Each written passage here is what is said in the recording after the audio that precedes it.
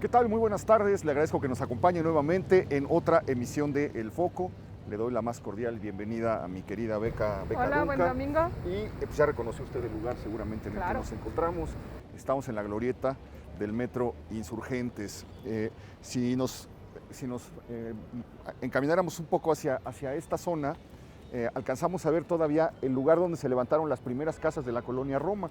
Allí están los primeros baldíos, los primeros predios, y ahí se alcanzan a ver las ruinas de lo que queda ahí en la parte de Insurgentes, en la esquina con, digamos, donde se juntan Avenida Chapultepec, Oaxaca e Insurgentes Sur, y alcanzamos a ver las casas porfirianas que todavía sobreviven y que fueron los primeros lotes que se vendieron. Sí, de hecho el lote con el número 1 es el de la esquina. Es el de la esquina. Y bueno, pues en este escenario hay que imaginar cómo era en 1969 la avenida de Insurgentes en el cruce con Avenida Chapultepec. 1969, el año de la inauguración del metro. Se están cumpliendo 50 años. Vamos a dedicar este programa a recordar la historia de la llegada del sistema de transporte colectivo, de los hallazgos, de los descubrimientos, de lo que pasó en esos años y de cómo es el metro ahora en estos días. Bastante cambiado, si usted lo conoció.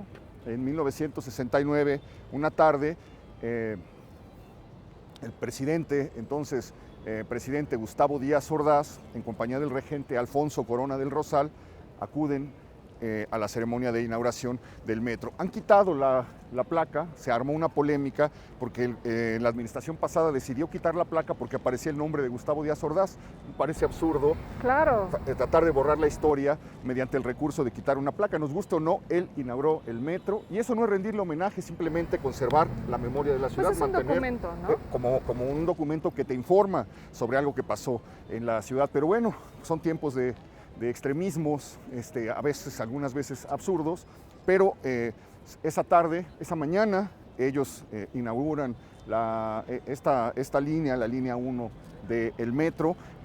Lo hemos comentado, la prensa ha seguido lentamente la evolución de este proyecto. En 1969 es el año en el que el hombre llega a la Luna y este cráter en la columna vertebral de la ciudad, que es Avenida Insurgentes, es como un cráter lunar, parece algo completamente futurista, algo arrancado al futuro. De hecho, hay una película El Vengador del Futuro. El Vengador del Futuro, Arnold Schwarzenegger.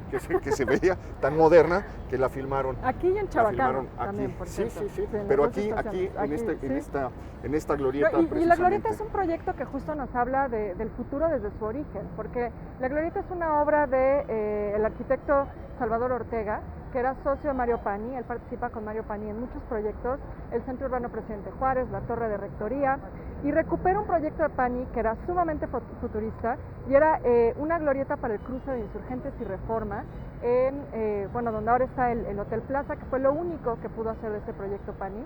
Y bueno, era precisamente una idea de rearticular ese cruce tan complicado. Y bueno, como no se pudo hacer ahí, se hace finalmente acá en lo que es la glorieta de Insurgentes. Se hace en este lugar. Nos estamos dando una idea de cómo es ahora la glorieta 50 años después.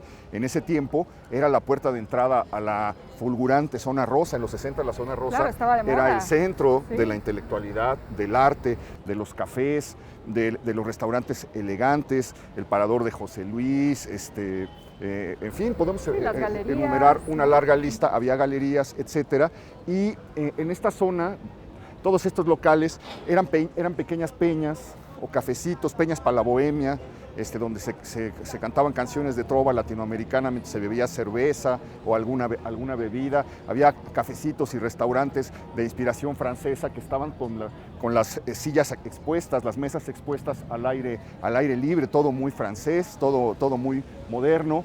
La realidad nos fue apabullando lentamente, llegaron las farmacias similares, llegaron los cafés internet, llegaron todos estos productos de nuestro tiempo que estamos viendo. Hubo una época en la que había librerías, en la que había tiendas naturistas, estaba de moda la soya.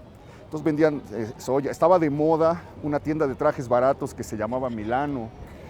Había representaciones de esos espacios en todo lo que era el metro y se pensaba que esto iba a darle un realce a la zona rosa, porque tener un sistema de transporte que atravesaba la ciudad en solo 22 minutos desde el oriente hasta esta parte por debajo de la tierra, iba a abrirle una ventana de oportunidad a la zona rosa y pues el tiempo demostró que fue al revés. Se ha convertido en otra cosa, ¿no? Se ha convertido en un espacio alternativo en todos los sentidos. Esto es algo de lo que escribe José Ignacio Lanzagorta, por cierto, cómo se ha convertido en un lugar, por supuesto con su cercanía en la zona rosa actual, un lugar, digamos, de la comunidad gay, de la comunidad LGBT, un espacio también de la comunidad punk, emo, también hubo un enfrentamiento aquí entre los punks y los emos. Bueno, aquí era el lugar de concentración de esas tribus urbanas. También el lugar donde los partidos pequeños de izquierda hicieron sus mítines, sus primeras reuniones. Aquí es donde Cuauhtémoc Cárdenas hace un mítin cuando es candidato a jefe de gobierno en 1997. Entonces es un espacio que se ha convertido en un lugar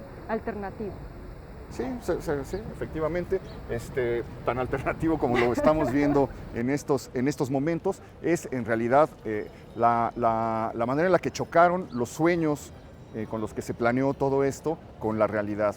Recordaba yo hace unos días que en ese tiempo José Alvarado escribe una crónica diciendo cuando se inaugure el metro se van a acabar la era del camión, de los apretujamientos, de esos momentos en los que viajabas agarrado del tubo y poniéndote la mano en la cartera para que no te la fuera a sacar el carterista, cuando viajabas colgado de mosquita en camiones atiborrados y donde te ibas peleando con gente que tosía, escupía, fumaba, etcétera. Y entonces Alvarado decía, se acabó esa era, vamos a entrar a unos andenes con vagones impecables, donde los ciudadanos van a ir cómodamente sentados, se va a acabar la neurosis, se van a acabar los apretujamientos, se van a acabar los pleitos.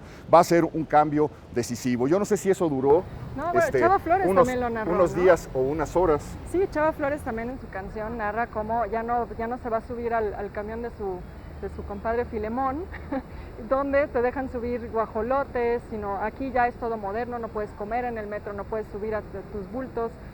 Se ha convertido en otra realidad, pero bueno, sí era como un sueño que anunciaba la modernidad. Era un sueño que anunciaba la modernidad. Lo que en realidad ocurrió es que el metro trajo a la ciudad, a la zona rosa, y entonces los panoramas de la ciudad se instalaron y terminaron dominando y apabullando ese sueño de los 60s que fue la zona rosa. Muy pronto comenzaron las colas inmensas, los apretujamientos, los accidentes, los pleitos, la odisea que es viajar en el metro. Carlos Monsiváis dice que a veces son tantas las personas que estaban dentro de un vagón que en los vagones ya nada más van cuerpos porque las almas ya no cupieron. Entonces como que uno y el metro se va volviendo este lugar donde la gente no se mira a los ojos, donde todos se miran con desconfianza, donde atravesar y salir hay imágenes tremendas de cómo para lograr entrar al vagón en una hora pico, pues tienes que abrirte paso con lo que dijeron que no íbamos a hacer en los años 60, que era abrirte paso a codazos, como se usaba en los camiones urbanos. Pero sin embargo, pues el metro fue la alternativa de ese tiempo. Si los millones de pasajeros que lo recorren diariamente bajo la tierra no estuvieran ahí y anduvieran desplazándose afuera del metro, imagínate, esta ciudad sería todavía más caótica. 5 millones, me parece. 5 millones es el número promedio, diariamente. De pasajeros. Imaginemos esos 5 millones de personas ahorita, todas en la calle, en una hora pico, sería pues, verdaderamente intransitable. Sin embargo, el metro ha acompañado la vida de muchos de nosotros. Muchos de nosotros hemos pasado horas de nuestra vida, hemos gastado horas de nuestra vida en los vagones y en los andenes del metro, hemos vivido experiencias, hemos pasado muchas cosas, nos hemos quedado de ver con alguien afuera del reloj, abajo del reloj, etcétera, y pues inevitablemente va formando parte del anecdotario urbano y del anecdotario de nuestras vidas. Vamos a entrar aquí a la estación Insurgentes.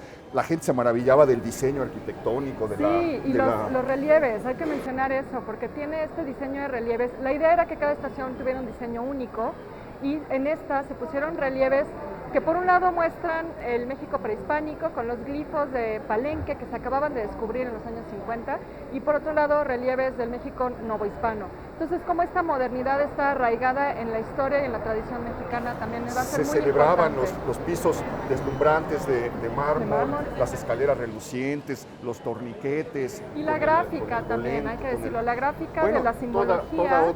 Toda otra historia de cómo se fue buscando. En esa página del Universal me encanta donde el periódico anuncia cuáles van a ser los símbolos de cada una de las estaciones y por qué tomaron su nombre y qué es lo que significan. Mucha gente hoy ya no sabemos o no asociamos de dónde viene el símbolo de cada estación, y ahí en ese año el periódico explicaba qué significaba cada cosa, ¿no? Sí, y era una gráfica muy novedosa, hecha por Lance Byman. El mismo de las Olimpiadas. El mismo de las Olimpiadas, y que justo en esta idea de las Olimpiadas, de hacer una simbología universal, que todo el mundo pudiera entender, a pesar de las diferencias de lenguaje, aquí se convierte también en una simbología que se puede entender a pesar del analfabetismo, ¿no? Hay que pensar que esto era un proyecto que tenía que transportar a mucha gente que no necesariamente sabía leer y escribir, entonces por eso los símbolos y los colores se van a convertir en, pues, la simbología del metro, ¿no? Sí, bueno, pues vamos a comprar un boleto. Los boletos son conmemorativos por los 50 años del metro, así es que son boletos que vale la pena conservar, claro, guardar durante un instante, y vamos a entrar, señora, qué gusto, y vamos a entrar a la estación, pues para que el personal sea el propio personal del metro, gente que lleva 50, 40 años trabajando aquí, nos vayan contando la historia del sistema de transporte colectivo. Le agradezco que nos acompañe.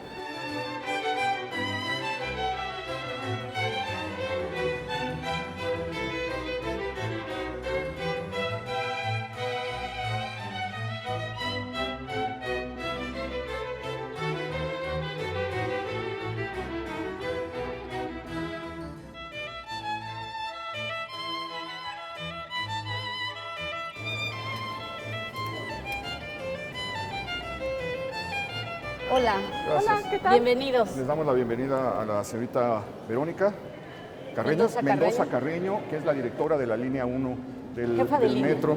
Jefa de línea. Jefa de línea 1. De línea 1 del metro. Y estamos platicando, Verónica, acerca un poco del momento en el que el eco, ¿verdad? Sí, aquí tiene otra acústica el domo.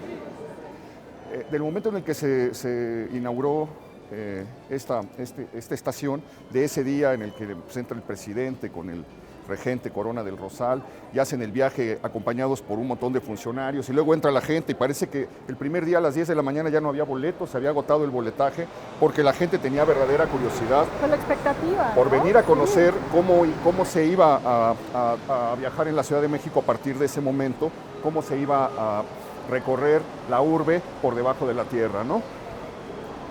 Sí, yo era una niña, tenía 6 años en ese entonces, y me acuerdo que una tía hermana de mi mamá me trajo a conocer el metro, y nos cambiábamos una estación antes para volvernos a regresar, y así estuvimos casi toda la mañana conociendo el metro, con un boleto. Con un boleto. Oiga, y pues es un lugar lleno de historias, ¿verdad? Lleno de anécdotas. ¿Qué le ha tocado ver, qué le ha tocado vivir en este espacio? Ya todos sabemos cómo se vive cotidianamente el viaje en metro. Son muchas anécdotas.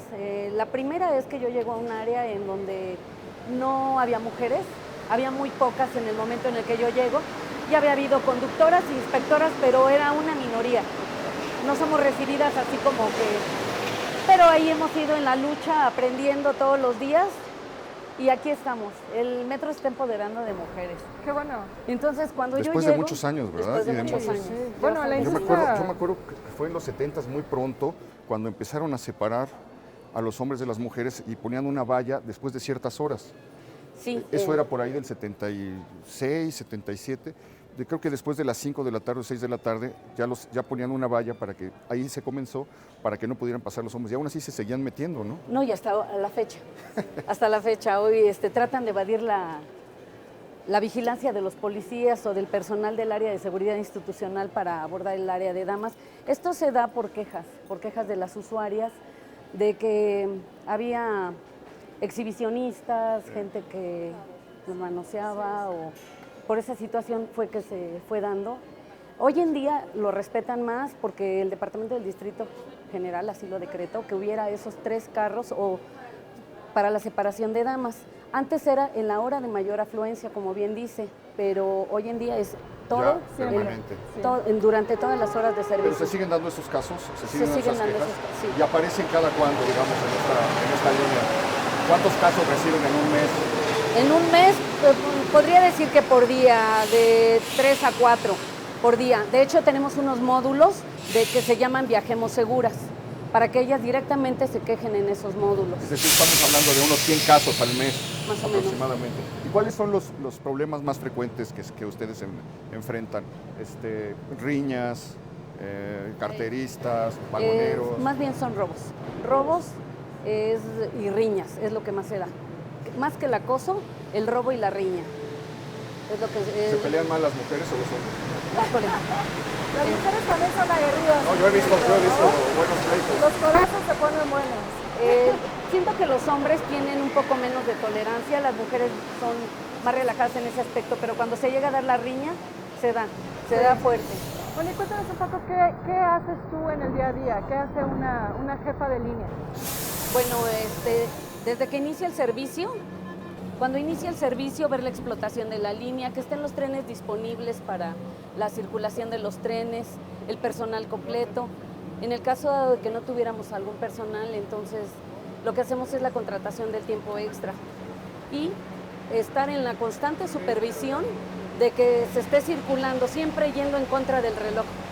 Se ponen diferentes estrategias, apoyarlos al cierre de puertas, una vigilancia constante para que ellos no se atrase la línea. Pero ya al salir los trenes de circulación, lo que sucede es que hay accionamientos de palanca, obstrucción de cierre de puertas y pudiera fallar algún tren, ¿cómo no? ¿Le ha tocado el terremoto de hace 2 años aquí trabajando en un horario hábil? ¿Cómo se vive una circunstancia de esa naturaleza? En el momento en el que sistema de llega a haber transporte un colectivo? temblor, se corta corriente y se permite que los trenes con la inercia tratan de llegar a la estación más cercana para que los usuarios no tengan pánico de estar en una interestación. Puede ser muy estresante estar en un caso, túnel. ¿no? Claro que sí, pero la mejor trinchera es aquí en el metro. Aquí no se nos caen cables, no se nos caen edificios y el metro tiene infraestructura muy bien hecha. Es decir, ¿dentro del vagón o en general?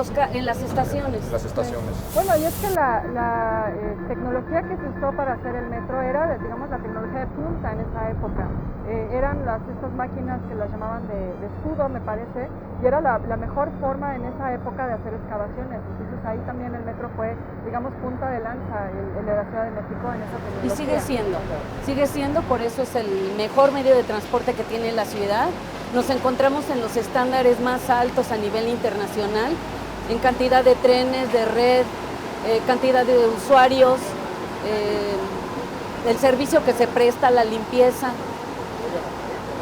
El metro es un orgullo de la ciudad. Y es un símbolo de la ciudad. Es un símbolo. Oiga, ¿se han dado casos en que la gente se tiene que bajar en el túnel y caminar hacia la estación? Sí se han hecho evacuaciones en plena vía. En medida de lo posible eso se evita, pero cuando ya es inminente la falla o lo que sucede, no sé, a lo mejor en la energía eléctrica o algo así, entonces sí se tiene que hacer una evacuación en plena vía y se hacen a veces simulacros y se les invita a los usuarios a que ellos participen en hacer un simulacro en evacuación en plena vía. ¿Y en qué tipo de situaciones tiene que suceder esto de evacuar el tren? Cuando no hay la manera de darle socorro al tren para poderlo sacar a una estación o es una falla de la energía en la que ya el sistema metro eléctrico ya no se puede mover. Aún así tenemos 2 subestaciones de rectificación, dos subestaciones que alimentan al metro, la de Jamaica y Nonualco. En cuanto falla una, entra la otra inmediatamente. Es casi imposible, pero se puede dar. Bueno, pues vamos a dirigirnos hacia la estación Pino Suárez. Ahí el metro viene acompañado también de una serie de historias, que es el descubrimiento de la ciudad que estaba enterrada, de la ciudad que llevaba siglos sepultada. Cuando se empiezan a hacer los túneles, ya lo hemos conversado, comienza a emerger todo ese pasado. Pues aquí estamos siguiendo la ruta, una ruta muy antigua, un camino muy antiguo, que era el camino que seguía el acueducto que venía desde Chapultepec y que surtía de agua a la ciudad, un acueducto colonial y que seguía la misma ruta o el mismo recorrido del caño por el que se llevaba el agua en la época prehispánica. Entonces el metro va siguiendo una vía muy antigua de la ciudad y es evidente que al ir pasando por ahí se fueran encontrando distintas cosas. Yo recuerdo qué impresión causó el hallazgo cerca de la estación Pino Suárez de los restos de un hombre que estaba encadenado de las rodillas estaba aherrojado y probablemente era un hombre que habían detenido. Si quiere, pases aquí para que se detenga. Que habían detenido y interrogado, probablemente asociado con una rebelión o algo así, porque se veía que él había sido lastimado, pero además le habían puesto los grilletes, y entonces era un hombre de un cuerpo que correspondía al siglo XVI. Y al mismo tiempo comienzan a aparecer los pequeños basamentos, las pequeñas estelas, comienzan a aparecer armas muy antiguas, comienzan a aparecer objetos de oro. Es famosa la barra de oro que aparece, el tejo de oro que luego se exhibe en la máscara de jade. La máscara de jade. No, los mamuts, también eso es impresionante. Osamentas. ¿No? El metro es, me parece, el sitio donde han salido más mamuts en todo el continente. Bueno, ustedes habrán oído hablar del hombre de Valderas. Ahorita pasamos la estación. En ese tiempo mucha gente no sabía por qué se llamaba Valderas. Le pusieron el cañoncito para hacer la referencia a la invasión norteamericana y a Lucas Valderas, el militar heroico mexicano. Pero en esos años que se empiezan a hacer los descubrimientos, se hallan unos restos muy antiguos en Valderas y se comienza a hablar de un hombre prehistórico al que llamaron el hombre de Valderas. Y con el paso del tiempo las investigaciones demostraron que era un cuerpo muy reciente y que no correspondía a la historia, algo, pero forman parte de todo lo que despertó el metro. Lo más importante que ocurrió en esos años fue que nos devolvió la conciencia del pasado, la conciencia de que estábamos sobre las ruinas de algo. Ahora sí vamos a contradecir a José Alvarado y nos vamos a abrir paso con los codos. Pues, ni modo, no hay de otra. No hay de otra.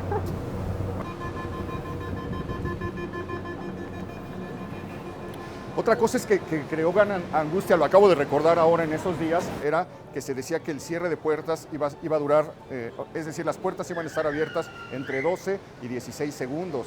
La gente decía, ¿cómo nos va a dar tiempo de entrar? Los que tienen que salir, puede haber un accidente. Había pues mucha incertidumbre. ¿Ahora cuánto dura? Duran 12 segundos. Dependiendo de la estación. Yo lo siento rapidísimo. Y ya nos hemos acostumbrado todos a mecanizarse entrar. en subir y bajar. Bueno, pues le vamos a dar la bienvenida a un nuevo Jorge invitado. Camacho. Mucho gusto. Señor Jorge Camacho. Jorge Camacho Azuara. ¿Qué tal, señor Camacho? Jorge Camacho Azuara. Señor Camacho tiene 51 años.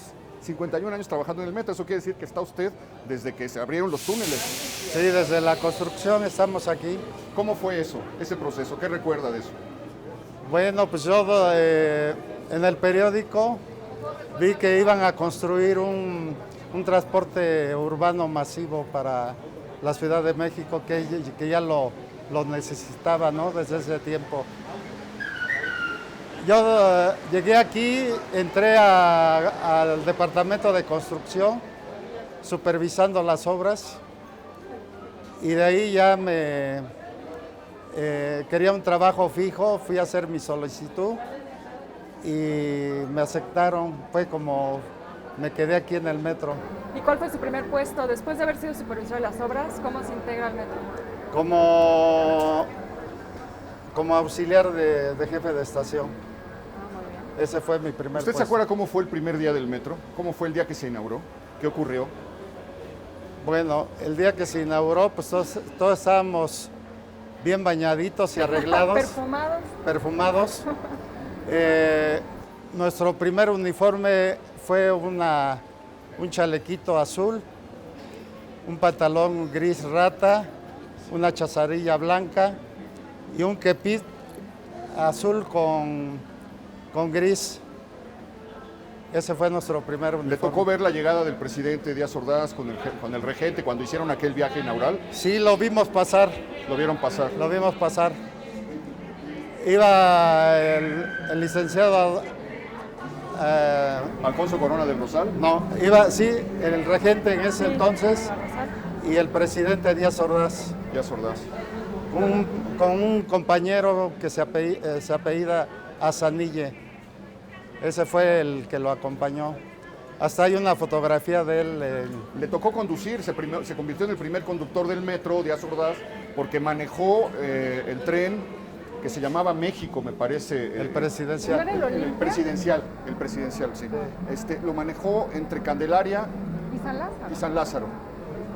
Bajó y le preguntaron los reporteros, había una nube de fotógrafos y de reporteros, le preguntaron si era difícil manejar el metro y les dijo, no, no es muy sencillo, es más, si un día los corren de su periódico, vénganse a chambear. Bueno, sí aquí". tenía sentido del humor. Quería ese quedar día, bien ¿no? después de lo de Tlatelolco, estaba fresquito lo de Tlatelolco Claro, sí. cuando pasó eso, ¿no?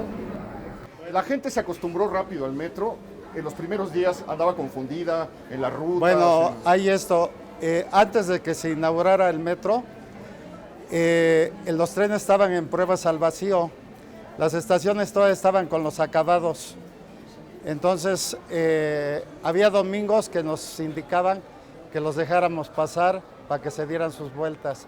O sea, el usuario, ya cuando inauguraron esto, ya lo conocía. O sea, como pruebas. Sí, entró, les abrían, todos los domingos estaban abarrotadas las estaciones para entrar a darse sus vueltas. No les cobraban ni nada, solo No, o sea, para que lo para que conocieran. lo conocieran. Varios domingos se les dio la oportunidad. Pero no había viajes, ¿verdad? ¿eh? No había viajes, o sea, solamente entraban o ya estaban probando los trenes. Ya estaban en pruebas en vacío hasta Chapultepec, Chapultepec. de Zaragoza a Chapultepec, que es donde se inició el metro. Posteriormente ya fue Juanacatlán, Tacubaya Hacia y Observatorios, o sea, fue por etapas como fuimos llegando. Yo fui conductor a finales del 70, me tocó la conducción manual. ¿De qué línea? ¿En qué línea? De la 1. De la 1. Oiga, en 51 años, ¿qué es lo más sorprendente que ha visto usted aquí en el metro? ¿Lo que más le ha llamado la atención o lo que más le ha impresionado?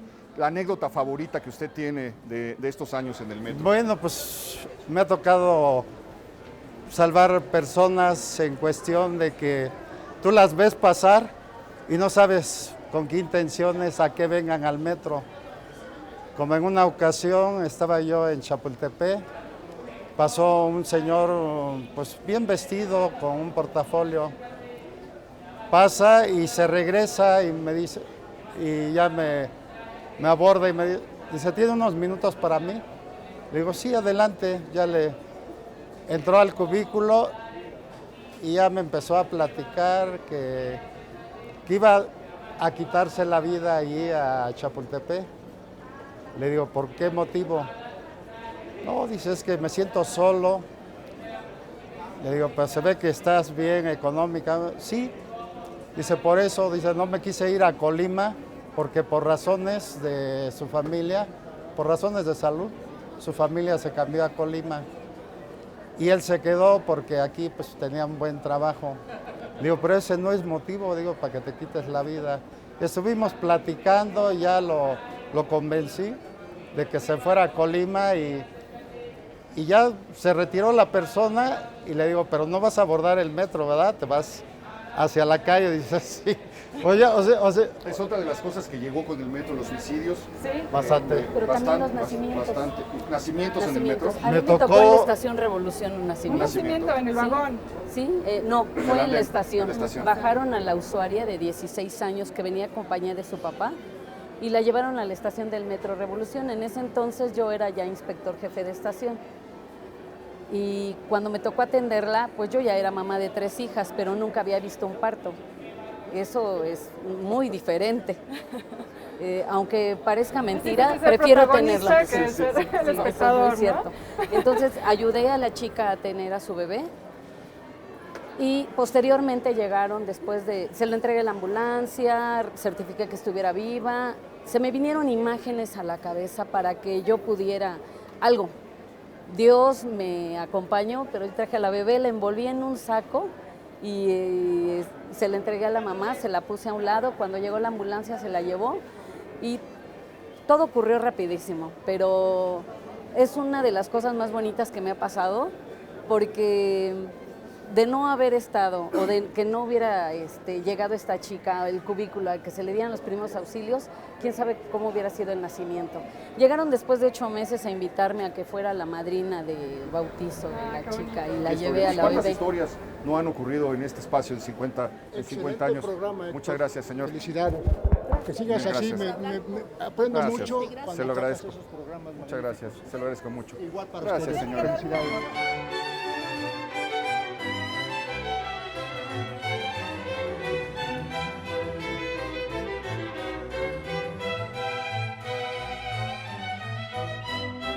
estamos de vuelta. Tenemos aquí atrás una de las piezas que aparecieron durante las excavaciones en esta zona.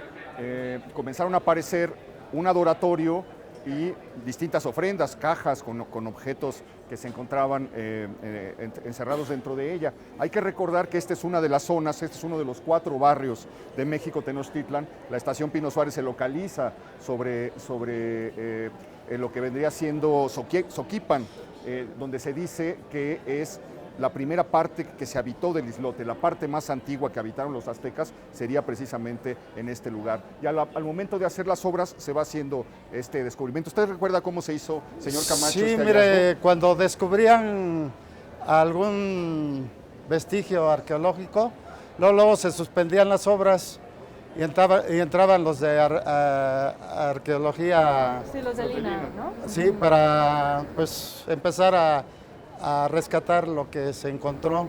¿Hubo algo que a usted le haya impresionado mucho, que haya salido de estas excavaciones? ¿Algo que usted recuerde haber visto? Donde me tocó en el área de construcción, no. De esto sí, o sea, sí recuerdo bien, porque fue muy sonado el ver encontrado la pirámide de aquí. Sí. Bueno, pues es un templo dedicado a Ejecatl, bueno, en parte porque tiene alusiones a Tezcatlipoca, tiene aquí nos lo explican, es Ejecatl Quetzalcóatl, puede ser que Tezcatlipoca, y es decir, es un adoratorio que es conocido como el templo de Ejecatl, el adoratorio circular de Ejecatl, pero que sin embargo tiene representaciones de otros dioses y tiene aquí símbolos calendáricos interesantes. Ahí ese es el 2 Acatl, una fecha calendárica. Por aquí vemos un águila, tal vez. Sí, como ¿verdad? un águila, sí, Y bueno, sí. pues parte de lo que la ciudad nos devolvió. Señor Camacho, gracias por habernos acompañado. Gracias. Muchas gracias, señor Camacho.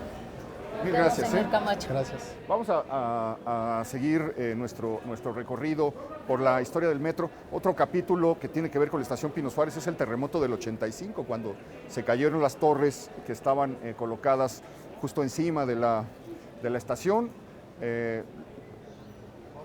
Ahí estaban las instalaciones de la Procuraduría, hubo una mortandad espantosa. Me parece que la estación Pino Suárez estuvo cerrada un tiempo en lo que se revisaba si habían ocurrido daños. Muy pronto recobró la normalidad de la ruta en medio de una ciudad que estaba devastada por el sismo. Pero no parece que el terremoto haya afectado al metro, A ¿verdad? las instalaciones no. No, ni los túneles. Tiene lo que son túneles, lo que son estaciones, no. Lo que sí se fue afectado son en los edificios. Ustedes cuando van en la calle ven que está una estación y se ven de frente que son iguales los edificios. Esos son los edificios que Bueno, y fueron es que incluso afectados. las líneas que van, digamos, a nivel de calle o las que están sobre, no sé, como tramos elevados, se hizo un estudio sísmico desde el inicio, desde que se empezaron a construir, eso estuvo considerado pensando en que es una zona sísmica. Entonces realmente fue una obra que consideró mucho el tema de los sismos. Qué hermoso es el adoratorio. Y cómo se ve además que corresponde a distintos momentos, porque uno puede ver cómo se construyó en una plataforma encima de Sobre la otra. otra en distintos momentos. Y los Esta es materiales, la parte ¿no? más antigua y probablemente eso se debe que haya una asociación a un dios diferente. Iba cambiando tal vez el También destino. la forma redonda es muy poco común, solo está en Cuicuilco. Aquí hay muy pocos ejemplos. Y también la forma redonda nos habla posiblemente de construcciones muy antiguas, ¿no? Tienen siempre las pirámides, bueno, los basamentos piramidales circulares son muchas veces los más antiguos en los sitios arqueológicos.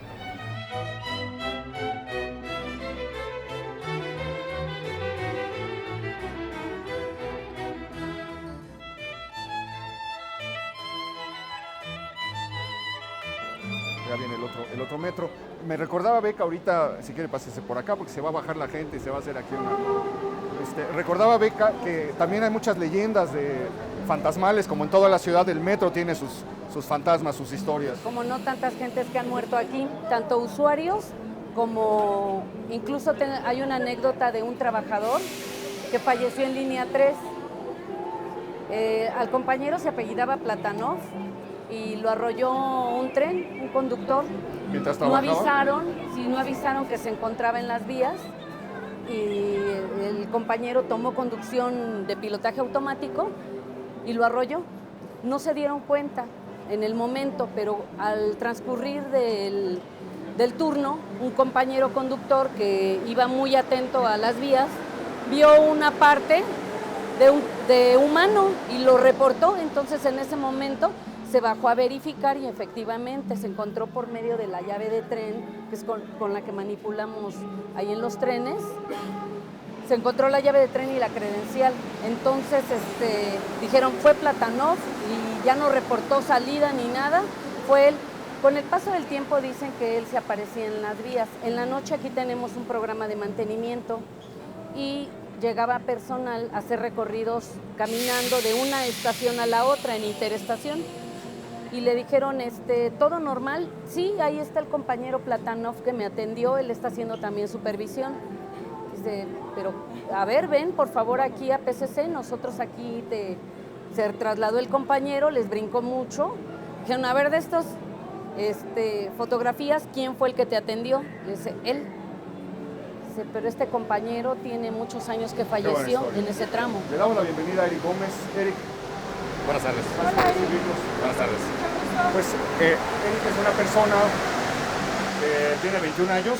22 años. 22 años ya trabajando aquí en el sistema de transporte colectivo. ¿Cómo comenzaste aquí a trabajar? Pues yo comencé exactamente hace 22 años, entré en el año de 1997 en el área de vigilancia. En aquel entonces la gerencia de vigilancia, actualmente es la gerencia de seguridad institucional, en la cual trabajé durante 10 años. Posteriormente me surgió la inquietud de cambiar. El estar en el área de vigilancia me permitió concluir mi carrera universitaria y posteriormente me fui al área de transportes. En transportes ingresé como conductor, estuve 7 años como conductor. Conduciendo. Ajá. ¿Qué línea está? En esta línea, siempre, como en el área de transporte, siempre he estado en la línea 1. Bueno, y como vigilante seguro tienes también anécdotas como las de Verónica, de fantasmas, aparecidos. Pues estando en la gerencia de vigilancia, estuve ya en mis últimos años en un área administrativa, ya cuando había concluido la carrera, y en el área de Licia, le llaman la casona. Entonces ahí se escuchaba pues una leyenda realmente, ¿no? Donde nos decían que nos decían que se aparecía una niña que se ve ahogando en una fuente. ¿Es la famosa niña de la pelota? Ajá, decían que había una niña, algunos compañeros decían que la habían visto, yo realmente nunca vi nada, pero una vez estando haciendo un trabajo en un área administrativa de esa casona, me dieron las 2 de la mañana, empecé a recordar esa anécdota y mejor cerré mis cosas, mi computadora y me fui a mi casa a concluirlo. Sí, pero sí se cuentan muchas anécdotas al respecto, pues tanta gente. ¿Qué es lo más relevante o lo que más te ha llamado la atención en estos 22 años de todo lo que has visto aquí en el metro? Me imagino que, como nos han contado, has visto gente arrollada.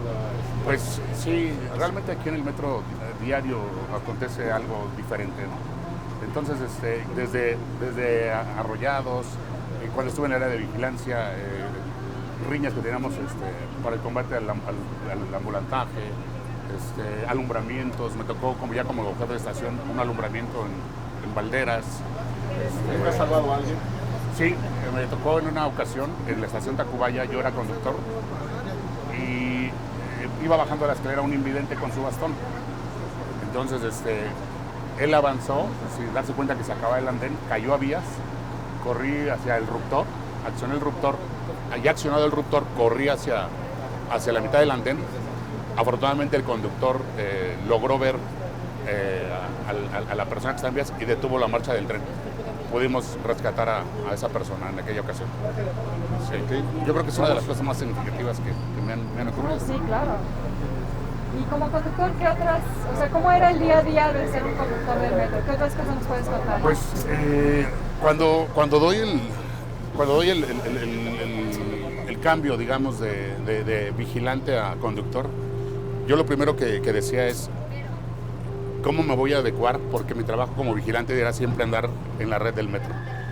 Y dije después cómo me voy a adecuar a estar 6, 7 horas a bordo de un tren en una cabina. Encerrado, dije, para mí va a ser muy difícil. Pensé que así iba a ser y pensé que iba a ser un trabajo muy monótono. Pero no, al contrario, es un trabajo muy interesante.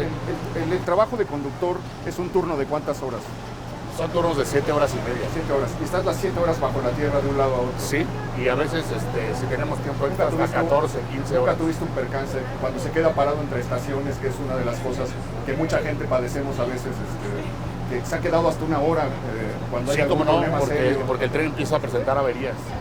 Y aparte la gente se empieza a poner inquieta, ¿no? Violenta, entonces, ansiosa, ¿no? Entonces tenemos que manejar mucho nuestro estado anímico en ese momento, ¿no? Tratar de darle a la gente la seguridad y la calma, ¿no? Para transmitirles de que no ocurre nada. Y sí me han tocado muchos, como conductor, como inspector, ya eventos, por ejemplo, lo que es un socorro de tren a tren. Me acuerdo como vigilante, en una ocasión me tocó la estación Guerrero, una evacuación a plena vía por un neumático ponchado. Y es una de las cosas donde la gente se pone más nerviosa. Nos vamos a bajar aquí en la estación Candelaria. Vamos a visitar una de las partes más extrañas, más llenas de historias del metro. Es algo que llama mucho la atención porque todos hemos perdido algo alguna vez en el metro. Se pierden cosas increíbles, ¿no? Me contaba aquí la jefa que en alguna ocasión se perdió una silla de ruedas. Una escalera, Una escalera, una bomba, bomba de dinero, agua, bomba de agua. dinero, bomba de agua, dinero. Carriolas, ¿no? Y hay una oficina de objetos perdidos. Niños, también se Sí, extravían bueno. niños.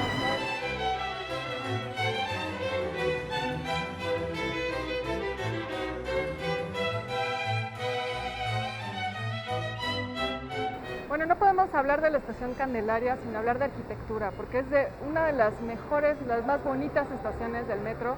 Fue ¿A obra de qué lo Félix Candela. atribuyes? Pues para el arquitecto Félix Candela, uno de los grandes arquitectos, originario de Madrid, él era español, llega a la Ciudad de México, él hace la estación Candelaria, hace la estación San Lázaro, hace también mi mercado de Coyoacán. Hace varias iglesias, ¿no? Muchas iglesias, es un gran arquitecto y él siempre lo vamos a reconocer por la forma del paraguas invertido, que bueno, cuando uno baja a los andenes es muy claro el techo con esta forma, porque el proyecto del metro pues incluyó a muchísimos arquitectos, era una obra que estaba supervisada por Pedro Ramírez Vázquez, ni más ni menos, que en esa época era secretario de Obras, y además de Candela también atrajo a muchos artistas. Hay en el metro murales de grandes artistas, hay murales de García Bustos, hay murales de Reina Lazo. Digamos, fue un proyecto que integró muchísimas cosas y con esa intención que habíamos hablado en un principio de que cada estación, las columnas, con esta idea de que cada estación tenga su personalidad, cada estación tenga su identidad propia, su diseño propio. A esta le tocó pues que le hiciera Félix Candela. Bueno, pues hemos llegado a la oficina de objetos perdidos, de objetos extraviados del metro. Vamos a ver qué historia nos encontramos aquí. Eric, te agradezco mucho que nos hayas Muchas acompañado, gracias y muchas que gracias, hayas Eric, compartido mucho tus experiencias gusto. con nosotros y pues tus actos de heroísmo también. Muchas gracias. ¿Cómo no? Mil gracias. Es un placer. Gracias, Eric. Gracias. Hasta luego. Bueno, pues vamos a cruzar las puertas de la oficina de objetos extraviados.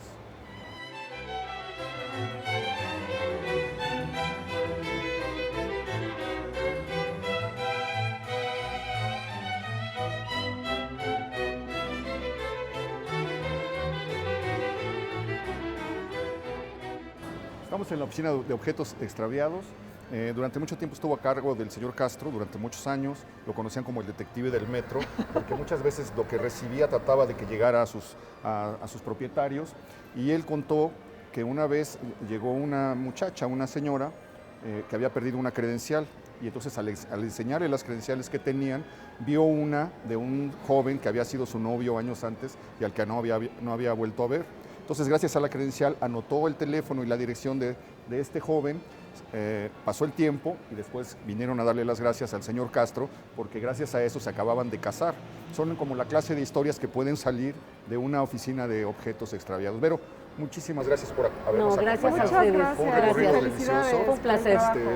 Un placer. Y bueno, pues vamos a entrar. Mil gracias. Vamos a nuestro siguiente invitado es Don Alvarado, ¿Qué tal? Mucho gusto. encargado de la oficina de Mucho objetos gusto. extraviados. Y aquí podemos darnos una idea más o menos de lo que llega. Así es. Billete de 500, unas llaves. Las llaves como de una moto son. Son de un carro. Son de un auto. Pobres, ¿no? Los que dejan las llaves. Lentes, Un casco. Desde luego, Los mira nada pasaportes más. son interesantes. Un ciudadano del Congo, hombre. de Cuba. ¿Esos cómo los- Alemania, qué, Honduras. ¿Se les caen? ¿Aparecen Ellos en se el les vagón? caen a los usuarios. ¿A las vías? No, dentro del interior del tren o en la zona de se dan torniquetes. cuenta. No se dan cuenta. Y los mismos usuarios que transitan dentro de esta red de sistema de transporte colectivo metro, al verlos tirados, los levantan y los entregan con un jefe de estación. Posterior a que los entregan, me los envían a nosotros aquí a la oficina. Oye, aquí un ciudadano de la República de Honduras extravió su pasaporte, qué bonito pasaporte, pero aquí tiene algo donde se ve un teléfono. Sí, un teléfono. Nosotros nos damos a la tarea de revisar todo. ¿Puedo abrirlo? Adelante, para poder constatar Mira, y Melba, tratar de localizarlo. Melba Elodio, no, pero Melba Elodia, Pito Colón, Puerto Cortés, Honduras. Bueno, pues va a estar difícil. Pero nos damos muchas veces, cuando no traen algún indicio, llamamos a la embajada del pasaporte de donde viene ese origen. Y a ellos, de alguna manera, notifican si su connacional está dentro de la Ciudad de México. Y si no, ellos nos envían una carta consular donde nos dicen que una persona de la embajada viene a recoger el pasaporte para hacérselos llegar. Un ciudadano alemán con su forma de migración. Acaba de llegar. ¿Cómo es posible que la gente devuelva un billete de 500 pesos? Pues aunque no lo creas, esto ya son cosas que son de milagros y de creerse aquí en el metro, de toda la gente que transita en el sistema de transporte colectivo metro. Me encontré uno de 500, se lo dan Mucha jefe de gente estación. pudo haber tenido este fin otro Sí, fin claro. este billete, ¿no? Lo que hizo el usuario fue agarrarlo, entregarlo al jefe de estación para su posterior traslado. ¿Y ustedes a qué bueno que hacen? haya gente honesta. Nosotros obviamente estamos bajo resguardo de estos billetes aquí. Lo que vamos a hacer es a través de cámaras tratar de localizar, de ver al usuario que se le pudo haber caído este billete para hacerse la entrega. Porque como ya se ha publicado en nuestra página de internet y en Twitter este billete, le han salido infinidad de usuarios. Pero nadie nos dice con exactitud la estación en la que se extravió Ahora, una eso hora. que mencionas es interesante. ¿Cómo divulgan ustedes cuando encuentran algo? Nosotros normalmente tenemos dentro de la página del metro, lo que es el Twitter y Facebook, tenemos unos banners donde notificamos que si extraviaste algo, puedes acudir a la oficina de objetos extraviados con una hora de atención de 9 a 4 de la tarde y ya vienen los usuarios. Ahora otra que tenemos nosotros, cada mes nosotros estamos publicando los objetos dentro ¿sí? de la página de internet. Ah, ok, está bien. Ahorita saberlo. si ustedes tienen la oportunidad de revisar la página del metro, tenemos el apartado de los objetos que se perdieron durante el mes de agosto. Para que tú como usuario puedas consultar ese listado. Don Juan, ¿cuál es el objeto más sorprendente que le han traído desde que usted está aquí? Te lo voy a mencionar, o no sé si me lo voy a sacar, pero han sido 2 urnas con cenizas de muerto. 2 urnas con cenizas. 2 ¿Que urnas. ¿Se quedó dormido el pasajero? Las primeras eran de una bebé de casi 8 meses. Sus papás estaban trasladando de domicilio de atrás del Metro Revolución y se fueron a la calle Delfín Madrigal a espaldas del Metro CU. El señor que les hizo el servicio de mudanza no se quiso llevar la urna, cábala, superstición, no sé por qué no se la quiso llevar. Se suben los señores al Metro Revolución con hacer el transbordo hacia línea 3, pero entre ese inter los señores traían cargando otros objetos. Entonces, al poner los objetos dentro del piso, agarran las bolsas y se les olvida la urna. Los señores llegando al Metro Universidad se percatan de que les falta la urna. Qué barbaridad. Entonces no supieron si realmente se había extraviado dentro del sistema o lo habían dejado dentro de algún otro transporte. Pero la recuperaron. La recuperaron, duró con nosotros bajo resguardo año 8 meses. Oye, ¿cómo es posible que una carriola de esas dimensiones bueno, ¿cómo se te le olvida pueda olvidar a eso, una no? persona? Pues muchas veces es descuido del usuario, que viene cargando al bebé, que ya lloró, agarran, sacan al bebé, lo empiezan a arrullar, viene al metro y exactamente. Lo dejan abandonado en el Exactamente. andén. Muchísimas mochilas, Sí. Así es. Credenciales, veo muchos credenciales politécnicos a pasto. descuidados aquí. Sí, ¿verdad? Todos estos nos damos a la tarea de buscarlos a través del Facebook y les mandamos un mensaje inbox a estas personas. Bueno, Para que muchísimos vengan. teléfonos. Aquí atrás que dice, en la estación donde se perdió, eso Exactamente. se perdió en Chapultepec el 14 de agosto, este se perdió en Pino Suárez el 6, todo esto es de agosto, ¿verdad? Ah, exactamente. Esta se perdió en Tacuba. Tacuba. Cuba, sí. Qué coraje perder el No, celular, imagínate. ¿no? Oye, Así es. ¿Cómo es posible? Pase que se te olvide esto, pero que un metronauta sea capaz de perder un libro como este, las obras públicas de la Ciudad de México, esto sí es un crimen. Tú vas Hay a que- meter aquí una queja No, yo que voy a se decir que yo te- lo perdí. se abrió un porque libro, ¿verdad? Es un libro, me se antoja muchísimo. Mire, política urbana e industria en la construcción de la Ciudad de México. Una maravilla, ¿cómo se le pudo haber olvidado? Y prácticamente esta es una muestra de lo que se puede extraviar en un mes, de los objetos que hacen menos volumen. Muchísima papelería, póliza de afiliación, su certificado, hombre, saber No, cómo se llama bueno. este joven. Y su CURP. A ver, ¿dónde está? Flavio Martínez Sánchez. Pues ahí si conocen Flavio, a Flavio, si díganle nos que aquí están está su viendo. certificado, un CD, más documentos. Híjole, de los hospitales, recetas, direcciones de gente que conocen. Bueno, pero ustedes revisan todo esto y buscan al Así es, nos usuario. damos a la tarea de localizar al usuario. ¿Cómo lo buscamos? A través de lo que es el Facebook. Aunque no lo crean, todavía usamos la sección blanca de teléfonos de México. Todavía nos damos a la tarea de buscarlo. Ok. Y cuando son celulares los dejamos encendidos para que de alguna manera penetre. Alguien va a llamar, Exactamente, ¿no? llame. Sí, claro. Contestamos y les damos indicios y claves para que puedan venir a recoger Oye, su teléfono. recetas médicas, justificantes médicos de faltas, certificados médicos. Híjole, todo aquí está todo el Toda historial, la vida de todo el este historial Flavio médico de, aquí. no, de otra persona. Ah, Mira, sí, sus pólizas. ¿Qué es esto? Un acta de nacimiento. Acta de nacimiento. Un acta de Wow. nacimiento. también, el pobre de Flavio. Licenciada Olga Sánchez Cordero. Ah, no, pero este es. Ese es un CURP. Es la que. Esto, un CURP. Sí, el acta de Nada más nacimiento es esta. faltaba. Es el acta de nacimiento. Exactamente. Ah, y un acta de nacimiento muy antigua, ¿verdad? ¿De qué A año ver es? cuántos años tiene. Desde 1980. 80, sí. Bueno, mira. Pues no, no Nació en tan- Ecatepec, que ahí perdió su acta, ya está bastante maltratada, le había puesto diurex y la perdió.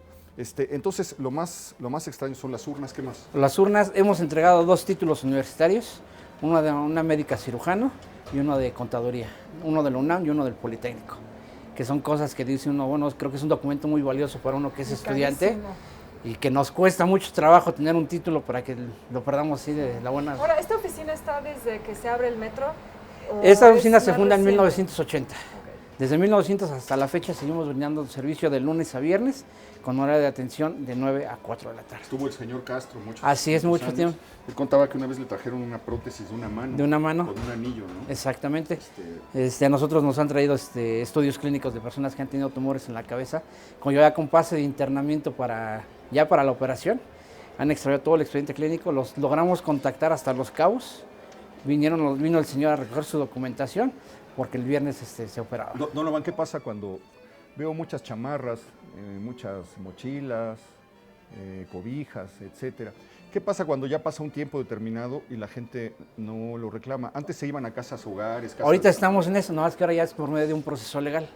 Ahorita estamos ya en espera de que el área de nuestro jurídico del metro nos dictamine ya el proceso legal final para poderlo hacer, porque nosotros el destino final es de resguardar los objetos 3 meses. Posterior a esos 3 meses, nada, es que el ¿Se jurídico van a una bodega? los tenemos en una bodega. Después de eso, si el jurídico nos da el dictamen ya de destino final de los objetos, ya sea que vayan a una casa de asistencia o a un albergue de los del gobierno de la Ciudad de México. Principalmente habíamos pensado en lo que son las WABI o albergues. Pues son que ropa, gorras, chamarras. Chamarras, ropa principalmente, mochilas, cámaras. juguetes, zapatos. Son cosas que de alguna manera tienen vida útil para gente Claro, que lo para alguien necesite. Bueno, pues muy, muy interesante. Y esto es de verdad prodigioso, que todavía exista gente que en lugar de embolsárselo y irse tranquilamente a su casa, ¿A comer? lo devuelva. Es esperanzador todavía Así encontrar es. estas cosas. Y no, esto es de este mes y no pasó una vez, pasó 2 veces, ¿no? Así es. Y digo, aquí nos podemos dar una muestra de que todavía dentro del sistema circula mucha gente honesta que encuentra lo que no les Qué pertenece. buena noticia. Es que imagínense, realmente para alguien puede tener mucha necesidad Claro, y puede ser sí, un golpe una gran perder un diferencia tener esos billete. docentes. Entonces, tener esa conciencia, pues es muy, muy esperanzador. Así es. Donovan, Y- muchas gracias. Algo, gracias a ustedes. Gracias por Muchas recibirnos. gracias. Hasta luego. Donovan. Agradezco mucho. Pues estamos llegando al final del recorrido de esta semana. Todavía vamos a seguir en un programa más hablando acerca de los 50 años de la construcción, de la inauguración, mejor dicho, del sistema de transporte colectivo, del metro. Seguiremos trayendo más historias. Espero que haya disfrutado el recorrido. Muchas gracias, Beca. Gracias a ti, Héctor. Sígasela pasando bien. Lo espero la próxima semana, ya lo sabe usted, aquí en El Foco.